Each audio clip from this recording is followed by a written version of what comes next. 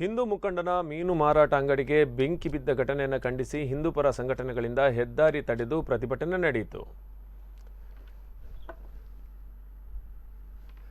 ಹಿಂದೂ ಮುಖಂಡನ ಮೀನು ಮಾರಾಟ ಅಂಗಡಿಗೆ ಬೆಂಕಿ ಬಿದ್ದ ಘಟನೆಯನ್ನು ಅನೇಕ ಸಂಘಟನೆಗಳು ಪ್ರತಿಭಟಿಸಿದ್ದವು. ಬೆಂಗಳೂರು ರಾಷ್ಟ್ರೀಯ ಹೆದ್ದಾರಿ 75 ಉಪ್ಪಿನಂಗಡಿ ಬಳಿ ಹೆದ್ದಾರಿ ತಡೆದ ಹಿಂದೂಪರ ಸಂಘಟನೆಗಳು ಭಾನುವಾರ ರಾತ್ರಿ ಅಂಗಡಿಗೆ ಬೆಂಕಿ ಹಚ್ಚಿದ ಕಿಡಿಗೇಡಿಗಳನ್ನು ಬಂಧಿಸುವಂತೆ ಆಗ್ರಹಿಸಿದರು.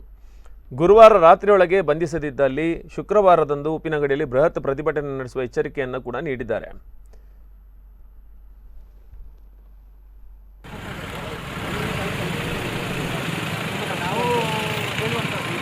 ಎಲ್ಲರ ಅಭಿಪ್ರಾಯ ಇವತ್ತಿಗೆ ಫುಲ್ ಬಂದ್ ಮಾಡಬೇಕಂತೇಳಿ ಸಂಘಟನೆ ಒಮ್ಮೆ ತೀರ್ಮಾನ ಮಾಡಿದರೆ ಅದನ್ನು 100% ಅದು ಇಂಪ್ಲಿಮೆಂಟ್ ಮಾಡುವಂಥ ಅನಿವಾರ್ಯತೆ ಇದೆ.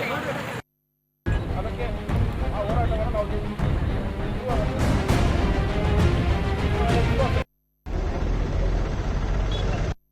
ತನ್ನ ಸಂಸಾರವನ್ನು ಸಾಕಬೇಕು, ಅದರಲ್ಲಿ ಒಂದಷ್ಟು ಅಂಶವನ್ನು ಗಳಿಸಬೇಕೆನ್ನುವಂಥ ವಿಷಯವನ್ನು ಇಟ್ಟುಕೊಂಡು ಒಂದು ಮೀನು